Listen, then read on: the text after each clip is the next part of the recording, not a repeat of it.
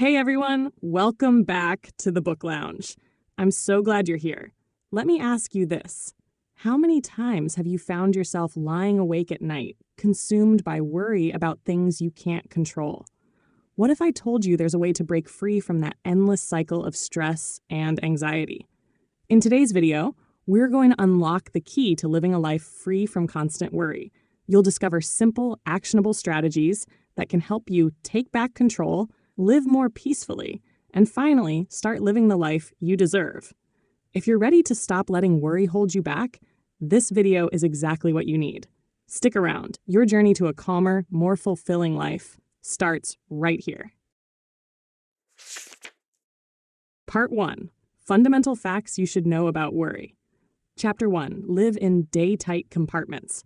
This chapter emphasizes a profound concept, living in day-tight compartments. The idea is simple yet powerful. Focus on the present day and not allow the past or future to overwhelm you.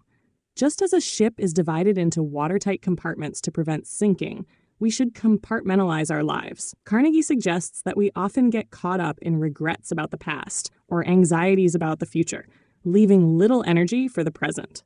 The key to overcoming this is to seal off yesterday and tomorrow, living fully in today's 24 hours.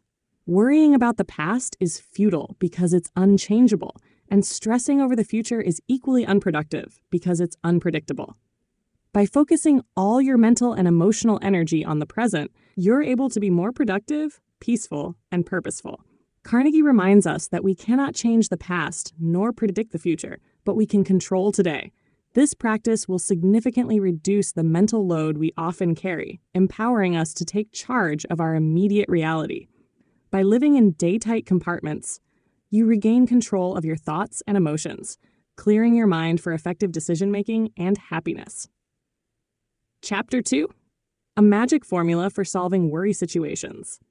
In this chapter, Carnegie introduces a simple yet highly effective formula to deal with worry in a logical, rational way. When faced with a situation that causes worry, follow these 3 steps. 1. Ask yourself, what's the worst that can happen? By forcing yourself to consider the worst possible outcome, you strip the fear of its emotional charge. Often, the worst-case scenario isn't as catastrophic as it initially seems, and confronting it head-on brings a sense of clarity. 2. Prepare to accept the worst if necessary. Once you've identified the worst outcome, prepare yourself mentally to accept it if it does happen. This doesn't mean you're giving up. Rather, it reduces the fear factor and brings a sense of peace. Acceptance helps you detach from the emotional whirlwind that often makes worry feel uncontrollable. 3. Calmly improve on the worst. With the worst-case scenario clear in your mind and accepted, now shift your focus to what you can do to improve the situation. When you start thinking constructively about solutions, the anxiety begins to dissolve and you empower yourself to take control of the outcome. This practical formula allows you to break down worry and shift your mindset from fear and panic to calm problem solving. You take action instead of letting your mind spiral in unproductive worry loops. The simplicity of this method is its magic. By addressing the worst-case scenario and then actively working to make it better, you put yourself in a position of strength. Chapter 3. What worry may do to you. In this chapter, Carnegie delivers a sobering reminder of the damaging effects of worry on both your mental and physical health. Worry doesn't just drain your energy, it can destroy your well-being. He shares real-life examples of people whose lives were severely impacted by their worries, some even leading to illness or death. The physiological consequences of worry are real and dangerous. Chronic worry can lead to heart disease, high blood pressure, digestive problems, and other stress-related disorders. The message here is stark. Worrying isn't just a harmless habit, it's a destructive force. Carnegie provides vivid examples of individuals who lived in a constant state of anxiety and the tragic toll it took on their health. The stress from worry affects the nervous system, weakens the immune system, and can make you more susceptible to various illnesses. If left unchecked, worry can deteriorate your quality of life and even shorten it. But more than just the physical toll, worry robs you of your joy and productivity. Instead of focusing on what you can achieve, Worry keeps you fixated on negative outcomes that often never even materialize. Carnegie urges us to reflect on this. If worry is capable of destroying your health, it is something you simply cannot afford to indulge in. He offers a clear takeaway. Take care of your mind, because persistent, unchecked worry can be as harmful as any physical disease. The antidote is action. By tackling your worries head-on, using logical methods like the magic formula, and focusing on the present day, you protect both your mental and physical health. Conclusion of Part 1. In these 3 chapters, Carnegie lays the groundwork for overcoming worry by shifting how we think and act. The concept of living in day-tight compartments reminds us to stay grounded in the present, where we can exercise control. The magic formula helps us break down overwhelming worries into manageable parts, allowing us to face them calmly and rationally. Finally, the devastating effects of worry on our health serve as a wake-up call to take action before it's too late. Carnegie's lessons in Part 1 challenge us to rethink the way we handle stress and anxiety. Instead of allowing worry to dominate, these chapters encourage us to take back control, break free from the mental chains of worry, and live healthier, more fulfilling lives. The underlying message is one of empowerment. With the right mindset and practical steps, you can overcome worry and start living a life that is both peaceful and productive. Part 2, Basic Techniques in Analyzing Worry. Chapter 4, How to Analyze and Solve Worry Problems. In this chapter, the emphasis is on understanding that worry thrives in ambiguity and confusion. The more uncertain or unclear a situation is, the more we tend to worry about it. The solution? Clarity. Carnegie introduces a straightforward and practical approach to cutting through the fog of worry by analyzing problems systematically. The first step in tackling a worry-inducing situation is to gather all the facts. Most of the time, we allow vague fears or assumptions to cloud our judgment.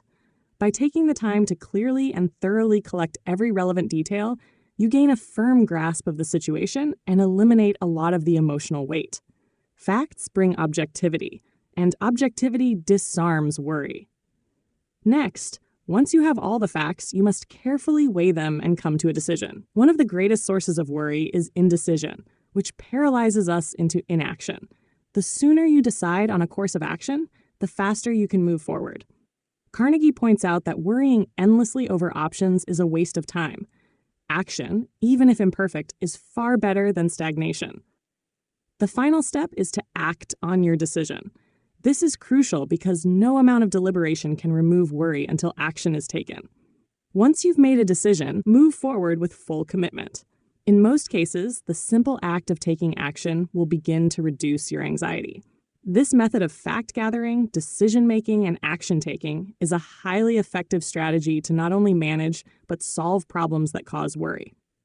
Carnegie's approach is a call to embrace structure over chaos. By breaking down the problem, making decisions, and acting swiftly, you convert worry into practical steps that produce results rather than lingering in a state of stress and uncertainty. This chapter teaches that rational thought and decisive action are the antidotes to paralyzing worry. Chapter 5. How to eliminate 50% of your business worries. This chapter focuses on a very specific realm of life, business worries.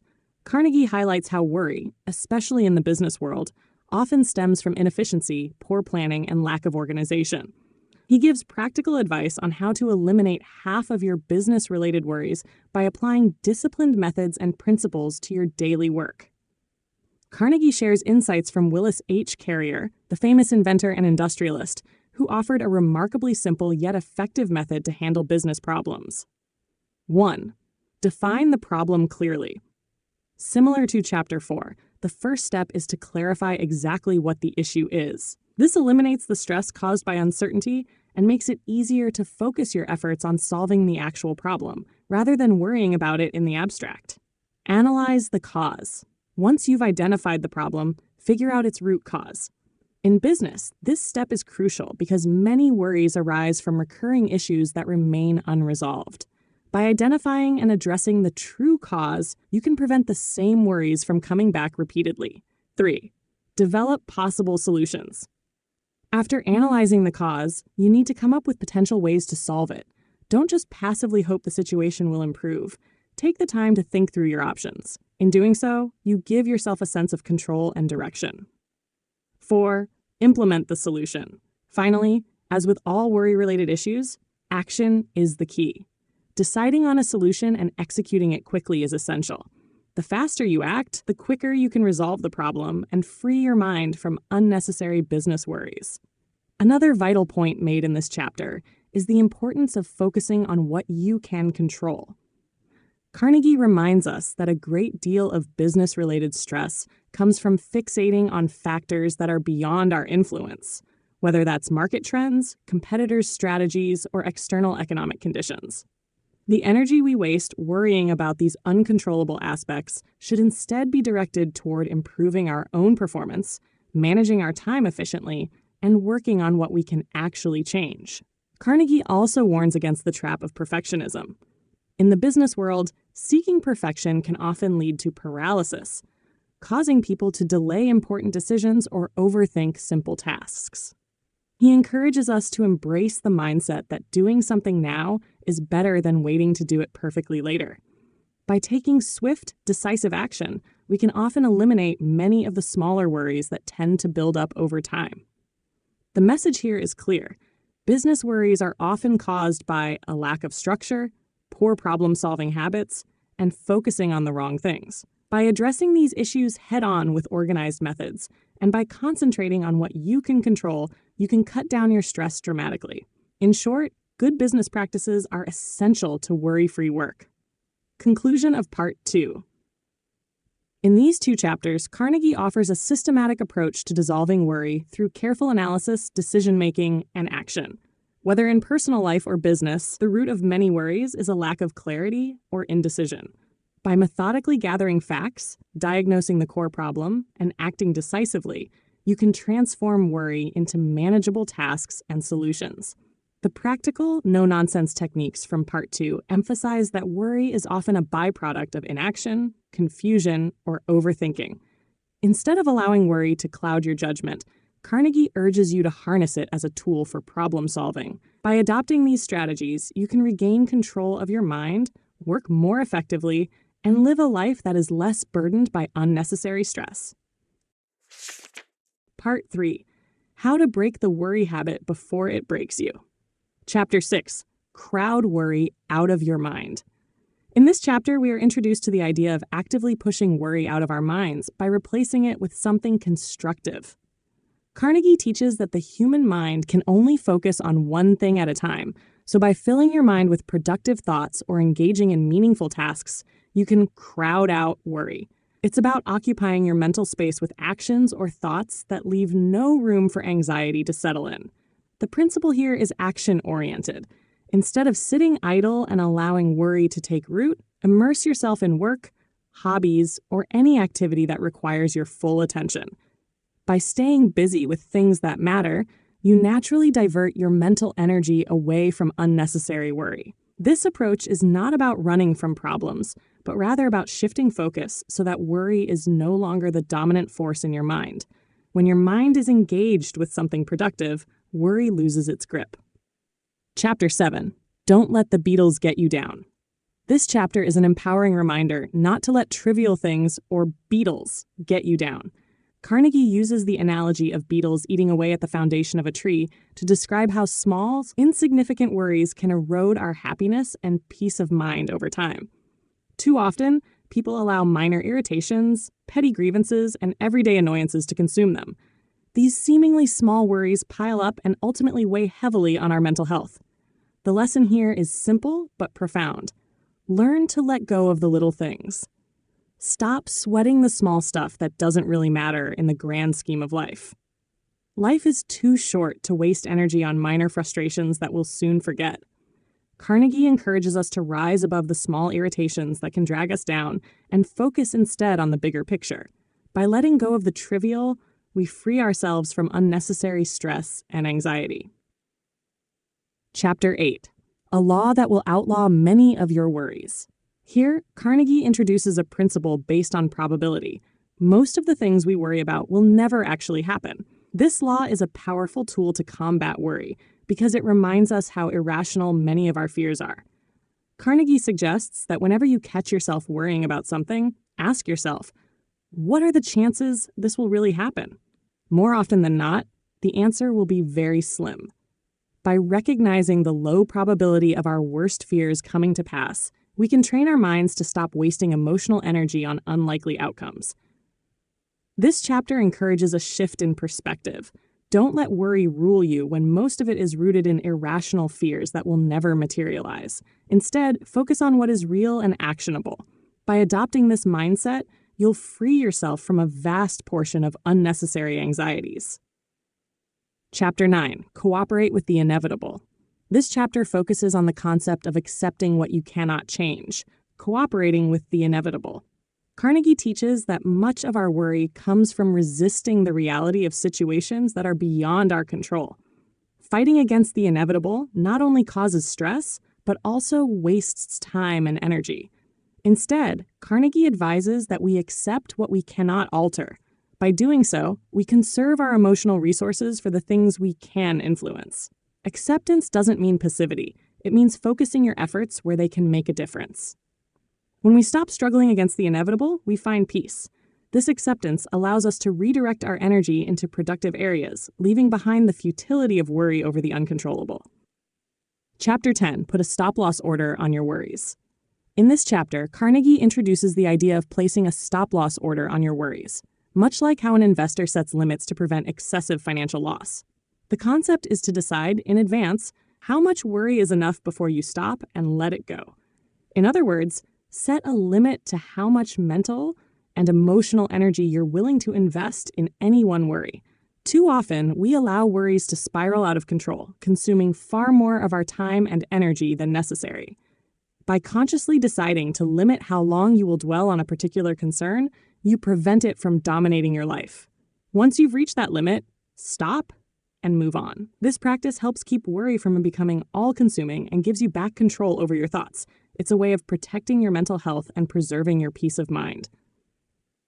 Chapter 11. Don't try to saw sawdust. This chapter closes the section with a powerful metaphor.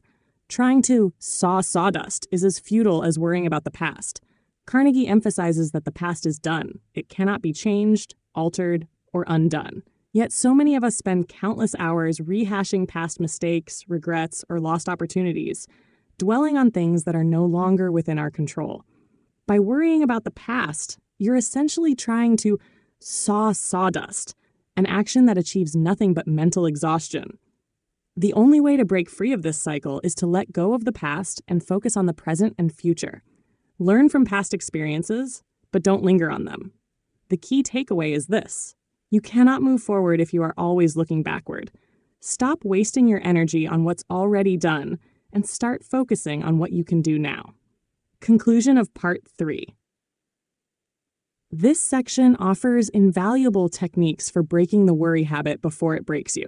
From crowding out worry with productive activity to letting go of trivial frustrations and learning to accept the inevitable, each chapter provides practical strategies for regaining control over your mind. Carnegie encourages us to stop obsessing over low-probability fears, stop wasting energy on what we cannot change, and, most importantly, stop sawing sawdust by endlessly dwelling on the past. These lessons aren't just theoretical. They are meant to be put into practice. By applying them, you can break free from the destructive cycle of worry and lead a life that is not only more peaceful, but also far more fulfilling. Part 4. 7 ways to cultivate a mental attitude that will bring you peace and happiness. Chapter 12. 8 words that can transform your life. In this chapter, Carnegie offers a simple yet profound phrase that can change how you approach life's difficulties. It is what it is. Accept it and move on. These 8 words carry the power to transform your mindset, helping you to stop resisting what cannot be changed and instead embrace reality as it is. By doing this, you free yourself from the futile struggle against circumstances beyond your control. This acceptance doesn't mean passivity. Rather, it means learning to focus your energy on what you can change and letting go of the rest. When you adopt this attitude, you gain the power to face challenges with resilience and peace, no longer weighed down by unnecessary worry or resistance to the inevitable. Chapter 13. The High Cost of Getting Even Here. Carnegie delves into the destructive consequences of harboring resentment and seeking revenge. The desire to get even can consume your thoughts, energy, and peace of mind. Holding on to anger or resentment not only harms your mental well-being, but also damages your relationships and sense of fulfillment. Carnegie stresses that revenge may give a temporary sense of satisfaction, but in the long run, it costs you far more than it could ever be worth. By focusing on getting even, you surrender your peace of mind to negative emotions. The alternative is forgiveness. Letting go of grudges and choosing not to seek revenge is one of the most liberating decisions you can make. By forgiving others, you take control of your own happiness and release the burden of carrying around anger. Carnegie encourages you to rise above the need for vengeance and focus instead on cultivating a life filled with positive emotions, free from the chains of resentment. Chapter 14. If you do this, you will never worry about ingratitude. In this chapter, Carnegie explains that many people worry about not receiving gratitude for their efforts, whether at work, home, or in relationships. He points out that expecting gratitude can lead to disappointment, as it's not something you can control. The key is to stop expecting thanks or appreciation from others and to act out of personal conviction and fulfillment. Carnegie advises shifting your perspective. Focus on the satisfaction of doing what you believe is right, rather than on others' reactions. By embracing this mindset, you stop worrying about ingratitude and gain a deeper sense of peace, knowing that your actions are driven by your own values, not the need for external validation. When you detach from the expectation of thanks, you protect yourself from feelings of bitterness or disappointment. Chapter 15. Would you take $1 million for what you have? This chapter is a reminder to appreciate the treasures we already possess, which are often taken for granted. Carnegie asks us to reflect on the incredible value of our health, our loved ones, and our unique life experiences. He uses the compelling analogy: would you trade your eyesight, your limbs, or your relationships for $1 million? Most people would answer no, highlighting the immense, often unrecognized value of what we already have. By practicing gratitude and regularly acknowledging the blessings in your life, you shift your mental focus away from what you lack to what you possess. This simple mental shift fosters happiness, contentment, and peace. Carnegie teaches that when you realize just how rich you already are in the things that truly matter, you will stop worrying about superficial concerns or material desires. Chapter 16. Find yourself and be yourself. Remember, there is no one else on earth like you. In this chapter, Carnegie speaks about the importance of authenticity. He urges you to stop comparing yourself to others and to embrace your uniqueness. Trying to fit into someone else's mold or seeking constant approval from others leads to inner conflict and unhappiness. Instead, Carnegie reminds us that true peace and joy come from being yourself, embracing your strengths, and acknowledging your individuality. There is no one else in the world exactly like you, and that is your greatest asset. By embracing your uniqueness and living in alignment with your own values and desires, you cultivate confidence, reduce anxiety, and bring greater peace to your life. Authenticity is the key to self-acceptance, and self-acceptance is the foundation of a happy, worry-free life. Chapter 17. If you have a lemon, make lemonade. This chapter centers on one of the most famous principles of positive thinking, turning adversity into opportunity. Carnegie encourages us to adopt a proactive mindset when faced with challenges. Instead of lamenting the lemons life hands us, we should use those situations to our advantage. Find the lesson, develop resilience, and turn setbacks into stepping stones for growth. Adversity is inevitable, but how we respond to it determines whether we will be defeated or empowered by it. By making lemonade from life's lemons, you train your mind to see opportunities in difficulties. This mental shift reduces worry and cultivates a more optimistic, solution-oriented attitude. Chapter 18. How to Cure Depression in 14 Days. In this final chapter of Part 4, Carnegie provides a straightforward, actionable remedy for depression and despair. Focus on doing good for others. He suggests that one of the most powerful ways to lift your spirits and overcome feelings of worry or sadness is to shift your attention away from yourself and toward helping those around you. By engaging in acts of kindness, service, or generosity, you not only brighten someone else's life, but also find meaning and purpose in your own. The act of giving and contributing to others fills you with a sense of fulfillment and reduces self-absorption, which can often exacerbate feelings of worry and depression. Within just 2 weeks, this outward-focused approach can dramatically transform your mental outlook, replacing negative thoughts with positive action. Conclusion of Part 4. This section provides 7 powerful techniques to cultivate a mental attitude that fosters peace and happiness. From embracing acceptance and letting go of resentment to practicing gratitude and authenticity, each chapter offers actionable steps to shift your mindset away from worry and toward inner peace. By adopting these principles, you can break free from the habit of worrying and create a life filled with greater joy, resilience, and fulfillment. Part 5, The Golden Rule for Conquering Worry. Chapter 19, How My Mother and Father Conquered Worry. This chapter offers a deeply personal and inspiring account of how a simple yet profound approach helped one couple, Carnegie's parents, overcome worry in their lives. Their strategy, though rooted in simplicity, was incredibly effective in warding off the burdens that often come with fear, uncertainty, and anxiety. Their experience serves as a powerful illustration of the golden rule for conquering worry. Focus on what you can do today and have faith in tomorrow. Carnegie's parents faced numerous hardships, yet they found a way to live with grace, even in the most trying circumstances. What allowed them to remain steadfast in the face of adversity was a profound mental attitude of trust and acceptance. His mother, for instance, had a deep sense of faith and relied on a spiritual perspective that brought her peace. She firmly believed that once she had done everything within her power, the rest was out of her hands. This surrender of control was not a sign of resignation, but of wisdom. She knew when to let go of worries about things she could not change.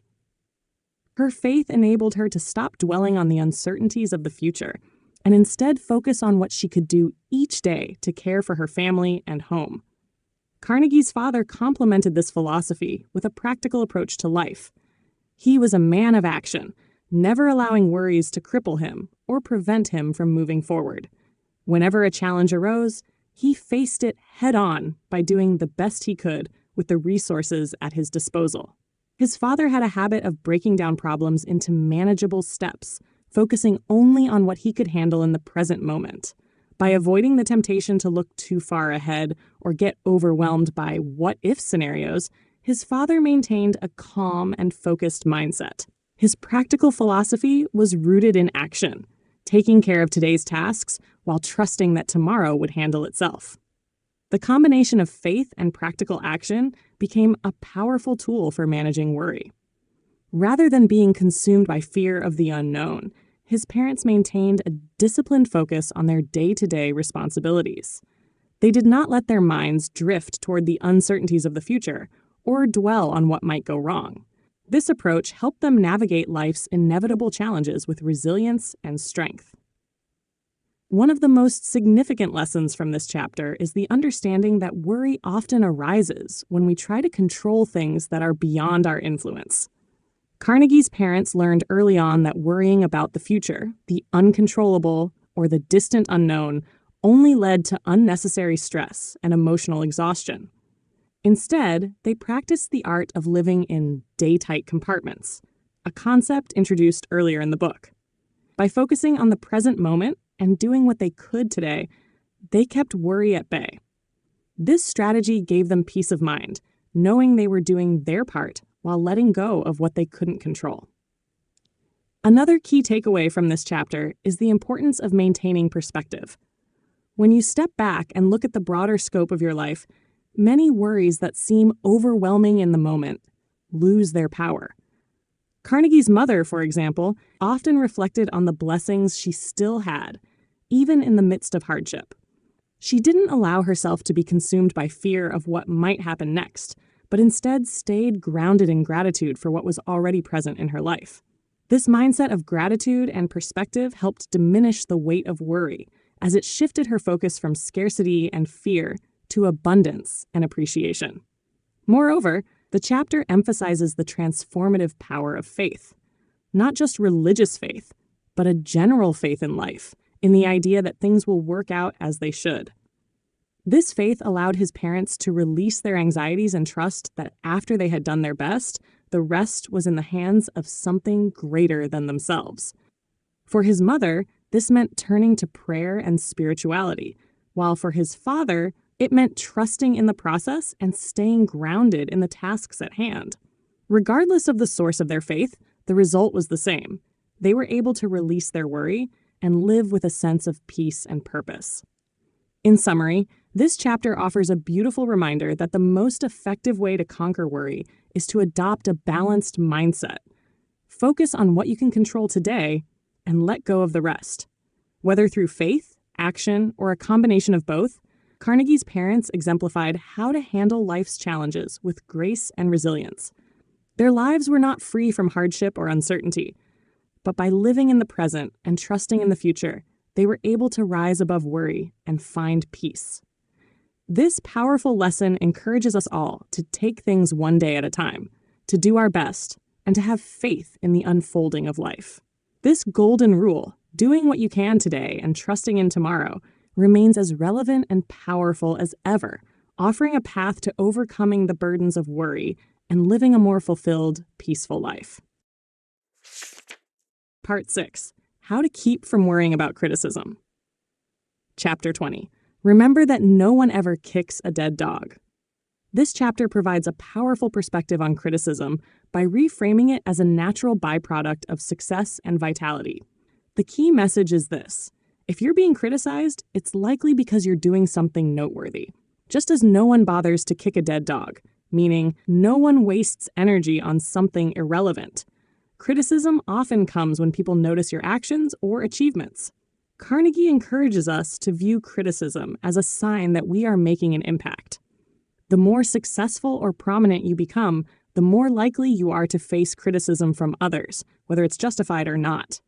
Instead of letting criticism derail you, understand that it is often a reflection of the critic's own insecurities, jealousy, or misunderstanding. In other words, the criticism says more about the person delivering it than about you. The lesson here is to stop letting criticism paralyze you. If you are doing something valuable or important, criticism is inevitable, and it should be embraced as a sign that you are moving forward. Instead of dwelling on negative feedback, continue focusing on your goals and let the criticism roll off your back. Carnegie's message is simple. When you're alive and making a difference, people will talk, so take it as a compliment and keep going. Chapter 21. Do this, and criticism can't hurt you. In this chapter, we are introduced to a practical technique for handling criticism. Look for the grain of truth in every piece of feedback, no matter how harsh it might seem. Carnegie suggests that instead of automatically dismissing criticism or becoming defensive, take a step back and reflect on whether there is any truth to what's being said. This approach transforms criticism from something painful and destructive into a learning tool that can help you improve and grow. Carnegie emphasizes that it's not about accepting all criticism blindly, but about having the humility and self-awareness to consider whether there's any value in the feedback you're receiving. By doing this, you disarm the power of criticism to hurt you. When you view criticism objectively, removing the emotional sting from it, you can take away useful insights without letting it damage your self-esteem. This technique not only helps you grow as a person, but also gives you a sense of control over how you respond to negative feedback. When you seek out the constructive element in criticism, you turn it into something that benefits you rather than harms you. It allows you to face critique with calm and confidence, knowing that even the harshest feedback can contain lessons that will make you better in the long run. Chapter 22. Fool Things I Have Done. This chapter takes a personal and reflective approach, as Carnegie recounts several foolish mistakes he made in his own life. He emphasizes that everyone makes mistakes, but what sets people apart is their ability to learn from those missteps. The central theme is the importance of owning up to your errors, laughing at yourself and moving on. When you can admit your mistakes and take them in stride, you disarm criticism before it even has a chance to hurt you. Carnegie points out that the fear of being criticized often stems from the fear of being perceived as foolish. But in reality, we all have moments of failure or lapses in judgment. The problem comes when we let the fear of making a mistake, or the shame of having made one, keep us from moving forward. Carnegie's own willingness to laugh at his past blunders serves as an example of how to approach criticism and mistakes with grace and lightheartedness. He encourages us to take a similar attitude. Embrace your humanity, accept that you will make errors, and don't be afraid to look foolish from time to time. The sooner you acknowledge your imperfections, the less power they have to bring you down. By learning to laugh at yourself and your own mistakes, you take the wind out of criticism's sails. People are far less likely to attack you for your faults if you've already accepted and addressed them with good humor. This chapter teaches that by owning your imperfections, you cultivate resilience against external judgment. Instead of hiding from your mistakes or letting criticism define you, acknowledge your errors, learn from them, and keep pushing forward. In doing so, you break free from the fear of judgment and criticism, and you gain the confidence to take risks, knowing that mistakes are simply part of the process. Conclusion of Part 6. In this section, Carnegie offers practical and empowering strategies for dealing with criticism.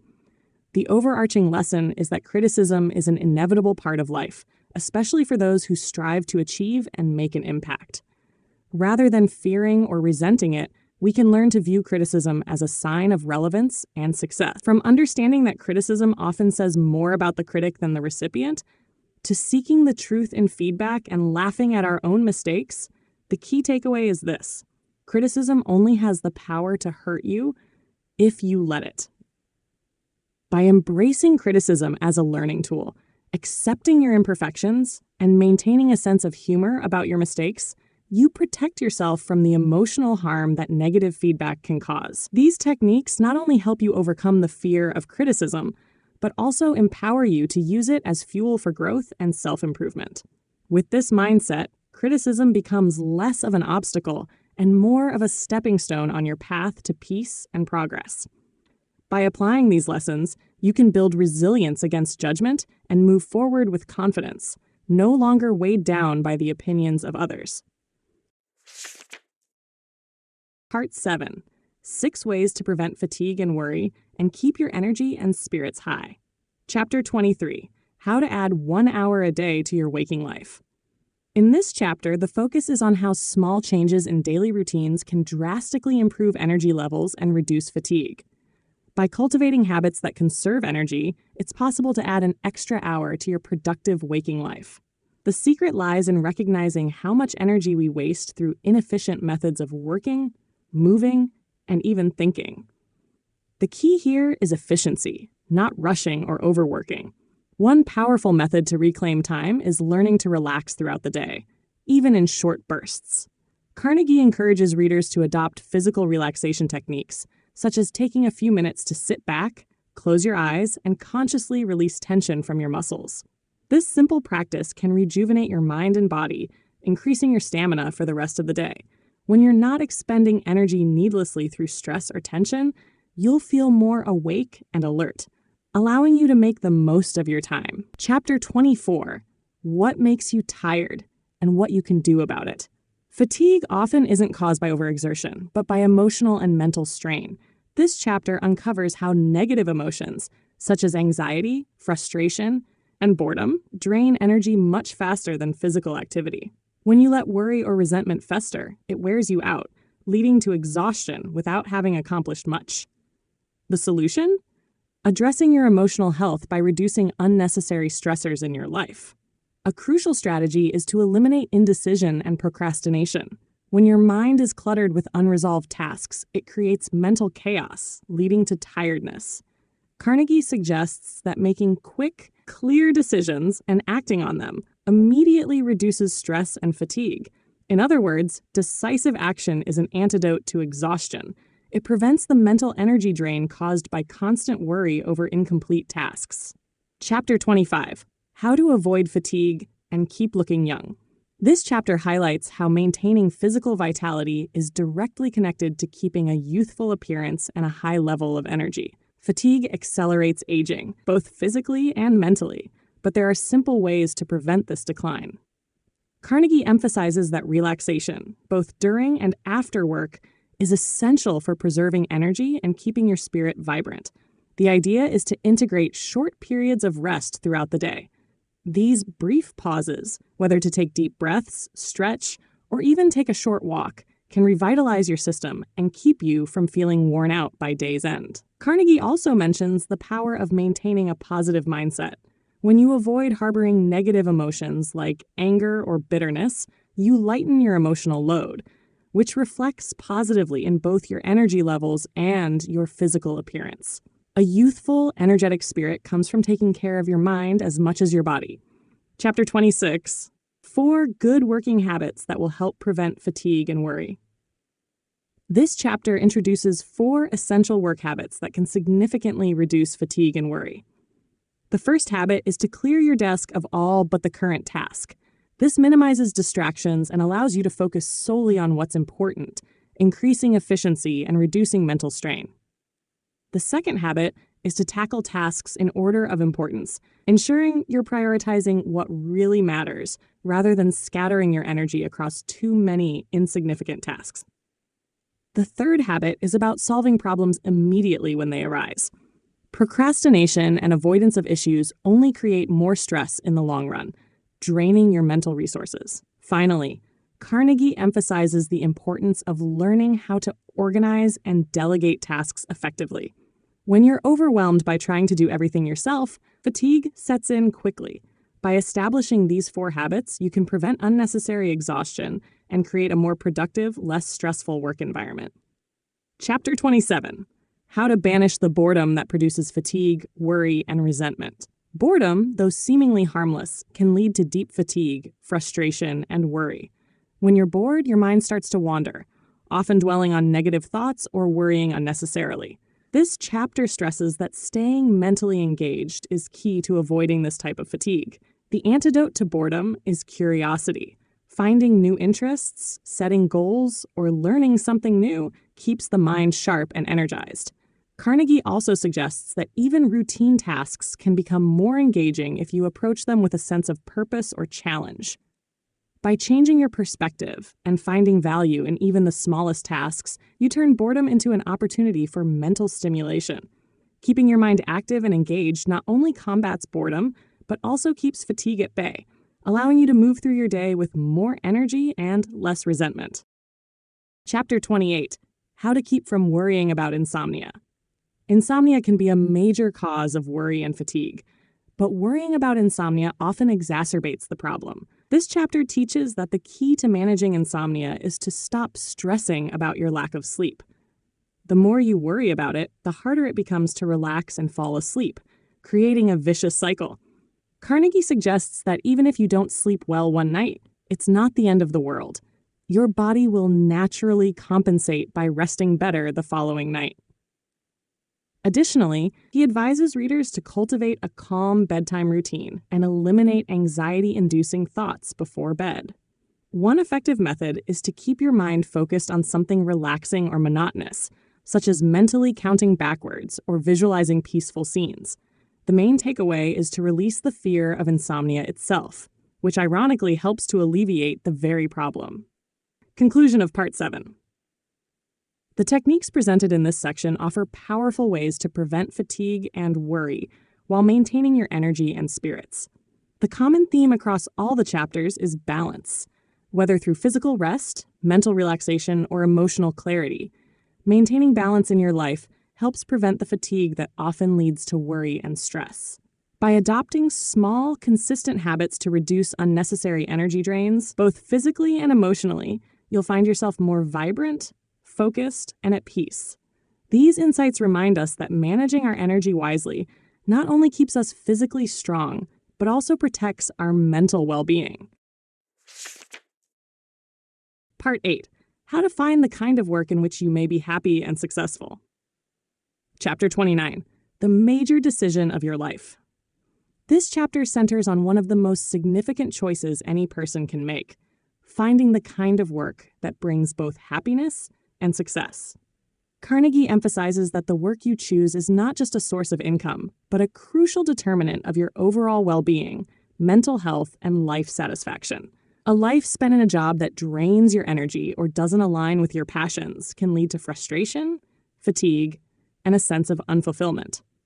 The key takeaway here is to carefully consider the type of work that aligns with your natural talents, interests, and values.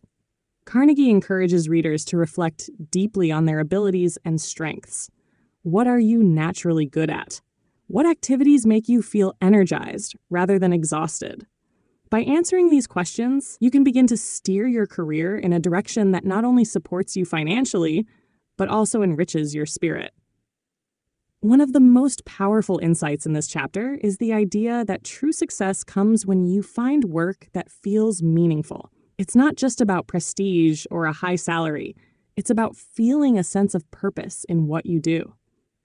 When you are passionate about your work, you're far less likely to experience the kind of debilitating stress and worry that arises when you're stuck in an unfulfilling job.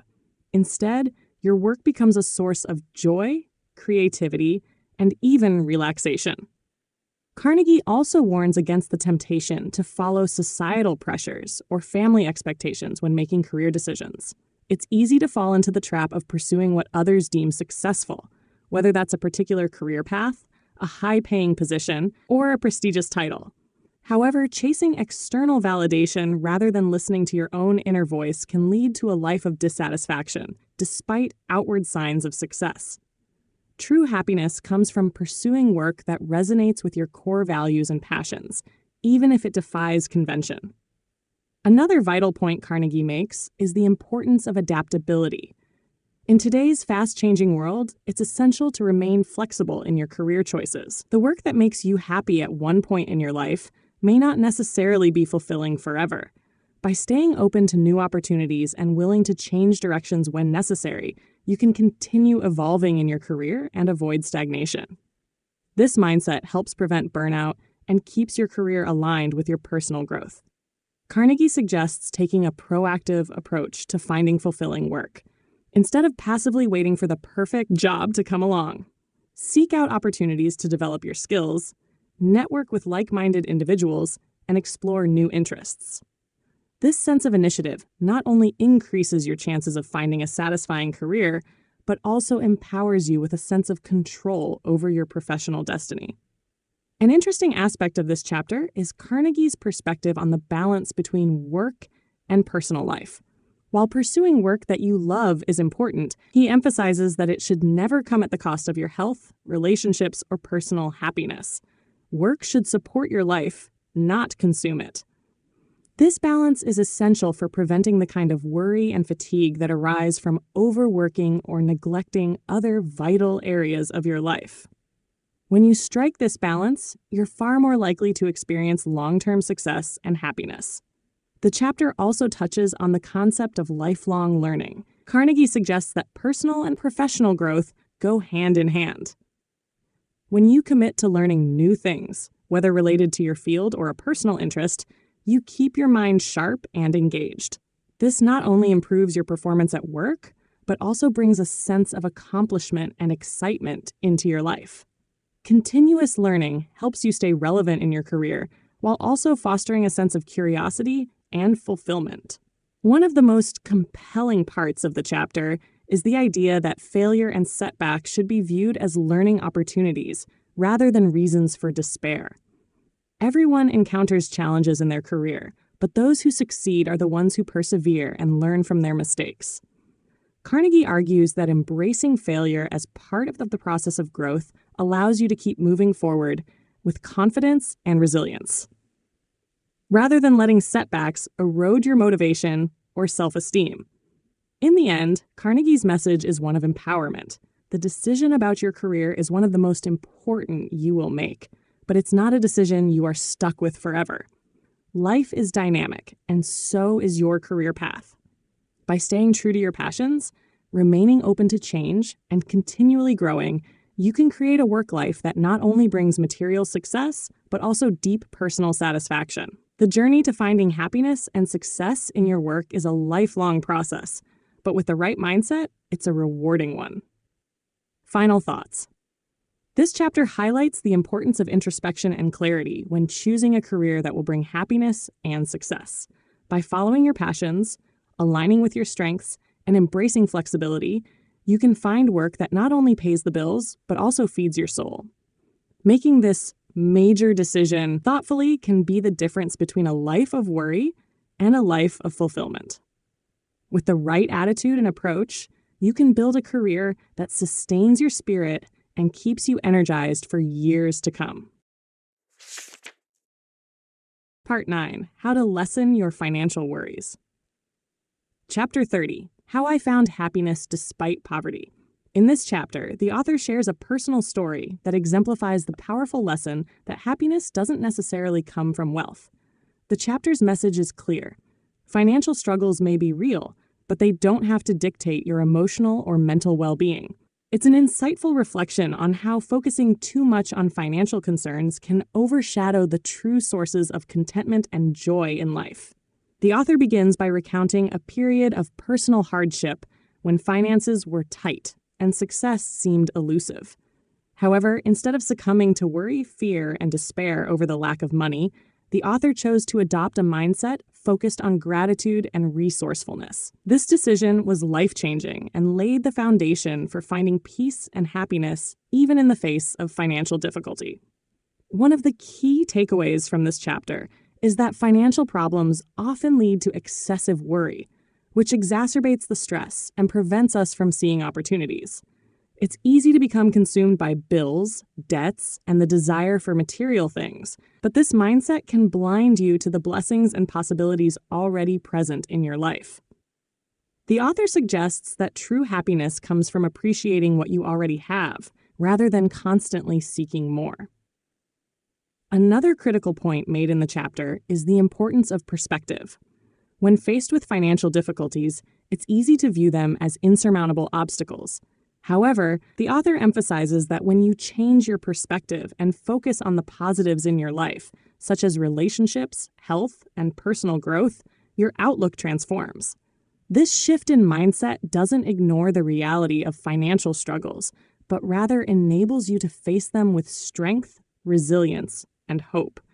In addition to shifting your perspective, the author advises taking practical steps to reduce financial worries by improving money management and developing financial discipline.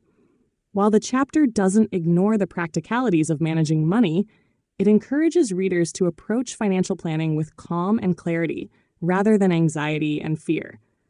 Developing a budget, cutting unnecessary expenses, and finding creative ways to increase income are all part of a balanced approach to managing finances without being overwhelmed by them. What stands out in this chapter is the idea that while money may provide temporary comfort, it is not the ultimate key to happiness. The author emphasizes that many people who chase after wealth are often chasing after an illusion of security, believing that the accumulation of money will somehow bring lasting peace. However, even those with abundant wealth are not immune to worry, stress, or unhappiness. Money, on its own, does not solve life's deeper emotional or existential concerns. The author also explores the emotional cost of excessive worry over money. Worrying about finances doesn't just deplete mental energy, it can erode physical health, cause emotional strain, and create a toxic environment in relationships. By focusing less on money and more on living in the present moment, the author found peace even in the midst of challenging circumstances. This does not mean ignoring the necessity of earning a living or striving for financial goals, but it highlights that excessive worry about money can be counterproductive, taking a toll on your overall well-being. The chapter encourages readers to take a step back and evaluate their relationship with money. Are you letting financial concerns dominate your thoughts? Are you sacrificing relationships, health, and happiness in the pursuit of wealth? This self-reflection allows you to assess whether your financial goals are in alignment with your deeper values and needs. It also allows you to recognize that true security does not come from accumulating wealth, but from being resourceful, adaptable, and content with what you have in the moment. The final piece of wisdom shared in the chapter is the power of living within your means. The author reminds readers that happiness does not come from constantly striving for a higher income or a bigger lifestyle. Instead, true contentment is found in living within your current means and learning to appreciate the simple things in life. By scaling back and embracing a more minimalist approach, you can reduce financial pressures and focus on what truly matters. This doesn't mean giving up on dreams or ambitions, but it does encourage a more mindful approach to achieving them. Rather than pursuing wealth for its own sake, focus on living a meaningful life where your emotional, mental, and physical health are prioritized. Financial concerns will always be a part of life, but they don't need to be the central focus. By shifting your mindset and finding fulfillment outside of material wealth, you can lessen the grip of financial worries. Final thoughts. The central theme of this chapter is that happiness is not found in the pursuit of money, but in the way you manage your mindset and emotions when faced with financial difficulties. By shifting your focus away from constant worry and embracing gratitude, resourcefulness, and perspective, you can achieve a sense of peace, even in financially challenging times. The chapter teaches a profound lesson. Money may come and go, but the ability to remain content and calm in the face of financial uncertainty is a priceless skill that leads to a richer, more fulfilling life. Part 10. How I Conquered Worry. As the final chapter of this transformative book, How I Conquered Worry offers a compelling conclusion, inviting readers into the deeply personal and inspiring stories of individuals who triumphed over their fears and anxieties. These real-life accounts are a testament to the universal struggles with worry and the possibility of overcoming it. Here, we're reminded that we are not alone and that the strategies shared throughout the book can empower anyone to lead a more peaceful, purpose-driven life. This closing chapter is both practical and deeply moving as it celebrates resilience and the human capacity for change. The power of perspective. One of the recurring themes in these stories is the transformative impact of perspective. The individuals featured in this chapter faced daunting challenges: financial ruin, personal loss, or overwhelming uncertainty. But the moment they shifted their focus from despair to action, the weight of worry began to lift. One poignant story recalls a man who struggled with crippling anxiety after losing his business. Instead of spiraling further, he embraced the idea of living in day-tight compartments, focusing only on what he could control in the present moment. By letting go of the past and ceasing to predict the worst for the future, he rebuilt his life step by step. His journey underscores a powerful truth. Worry thrives on chaos and uncertainty, but clarity and action can suffocate it. Acceptance as a shield against worry. Acceptance emerges as a key strategy in conquering worry. In one account, a woman shared how she faced a medical condition that doctors said would limit her quality of life. Initially consumed by fear and frustration, she realized she couldn't change the diagnosis, but she could change her attitude. By choosing to accept her reality and focus on the joys and opportunities still available to her, she found peace and even happiness in a situation that once seemed insurmountable. Her story demonstrates the liberating power of acceptance, which allows us to redirect our energy from resisting life to living it fully. Purpose as an antidote to fear. Throughout these stories, the importance of finding purpose becomes evident. For many, worry stemmed from a lack of direction or an overwhelming sense of insignificance. One man who endured years of aimless anxiety discovered that immersing himself in meaningful work gave him a sense of control and fulfillment. Whether it was volunteering, taking up a creative pursuit, or committing to a cause larger than himself, this newfound purpose diminished his worries and infused his days with a sense of meaning. His story is a reminder that when we focus on what truly matters, our fears often fade into the background. The courage to face fear. Another striking theme is the necessity of facing fear head-on. One individual shared how procrastination fueled his worries, as he constantly avoided difficult conversations and decisions. Over time, the anticipation of these unresolved issues became more stressful than the actual problems themselves. His breakthrough came when he committed to tackling his challenges directly, realizing that most fears dissolve when confronted.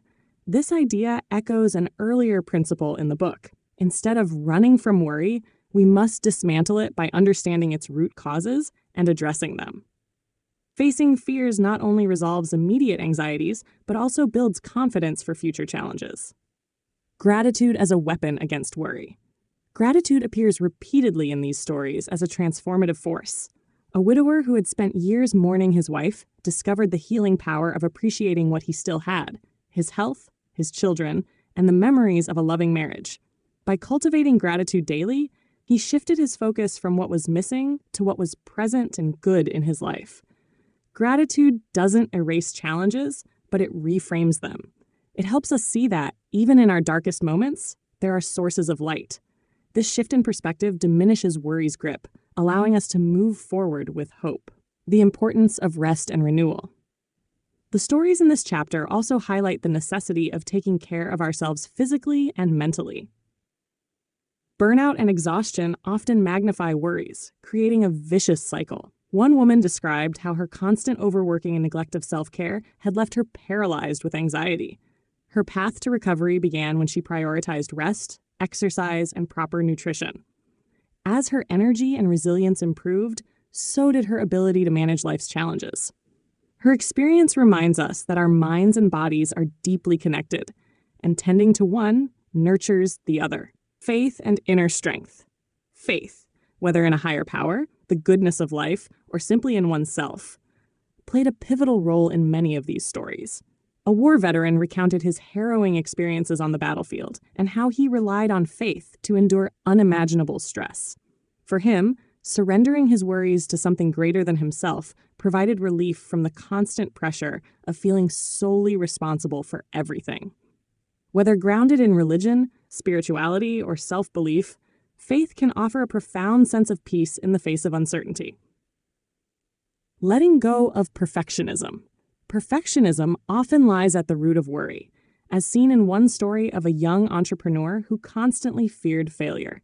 His obsession with getting everything just right left him anxious and unable to enjoy his successes. His turning point came when he embraced the idea that mistakes are not failures, but stepping stones to growth. By allowing himself to be imperfect, he freed himself from the crushing weight of unrealistic expectations and finally began to thrive.